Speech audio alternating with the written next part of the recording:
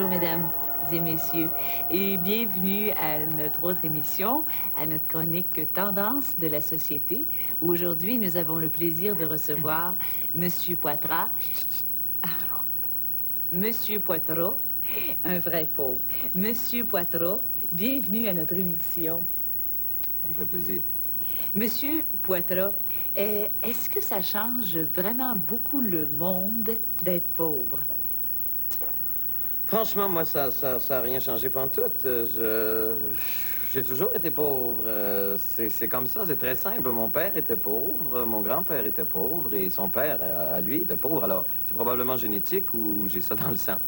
Je veux dire, on pourrait discourir des heures là-dessus, mais... Eh bien, si je comprends bien, vous avez fait aucune étude spéciale pour devenir pauvre. Non, non, non, absolument pas. J'ai fait des études spéciales pour le rester. J'ai un bac en sociologie à l'Université du Québec. Mais c'est une des solutions que j'ai prises. Extraordinaire, Monsieur Poitras. Et est-ce que vous conseillez, là, aux jeunes qui nous regardent en ce moment, de faire des études comme ça? Sans aucune discussion. Eh bien, je ne sais pas si nous devrions en parler, mais j'ai lu dans mes notes avant que vous avez quand même eu quelques années assez aisées, mais hein? Oui, c'est vrai, bon. C'est vrai. Ah! Bon, tout le monde est humain, hein? Ben oui. Vous, la première. Non, personnellement, je considère que c'est une erreur de jeunesse. Bon. Est-ce que vous préférez qu'on n'en parle pas? Non, non, je tiens à ce qu'on en parle, parce que si ce témoignage peut servir aux autres, eh bien, tant mieux. Eh bien, racontez-nous ce qui s'est passé, bon, alors, juste. Très bien. Alors, à l'université, j'ai rencontré une jeune femme qui, à première vue, semblait très bien. Très pauvre, très humble. Oui. On s'est mariés. Et ce n'est qu'après le mariage qu'elle m'a avoué que son père était riche.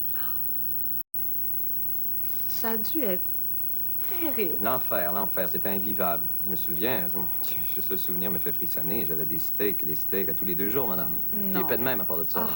Ah, c'est terrible, je ne vais plus jamais revivre ça. Est-ce que c'est vous qui avez demandé le divorce? Non, j'ai pas eu besoin de faire ça, non, parce que en moins de 3 ans, j'ai mis mon beau-père dans le trou. Parce qu'avant qu'on se marie, il habitait une maison assez huppée du quartier Westmount, une maison de 12 pièces. Et la semaine dernière, imaginez-vous qu'il s'est fait mettre dehors de son 1,5 sur la rue Panet. Alors, ça faisait 3 mois qu'il payait pas le loyer.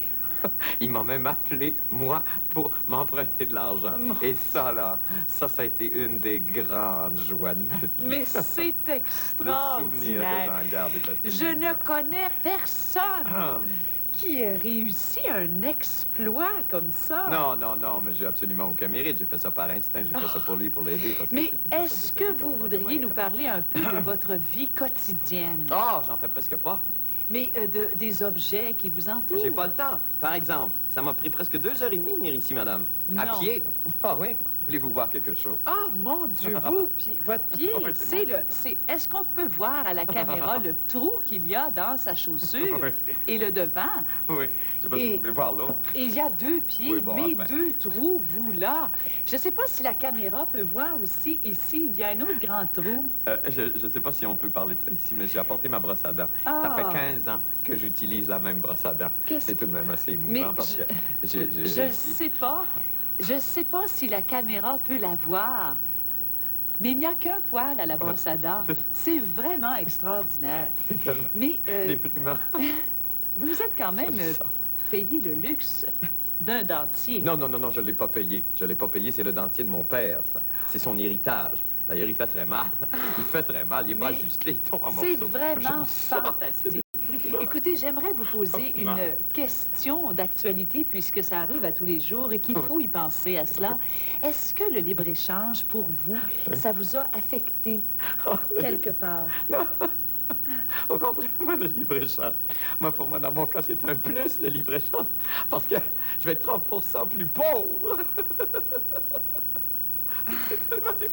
Mais vous êtes extraordinaire. Ah, j'adore.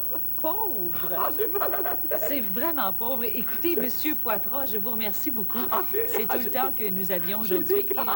Merci d'être venu à notre émission, Monsieur Poitras. Oh, pardon. Merci d'être venu à notre émission beaucoup.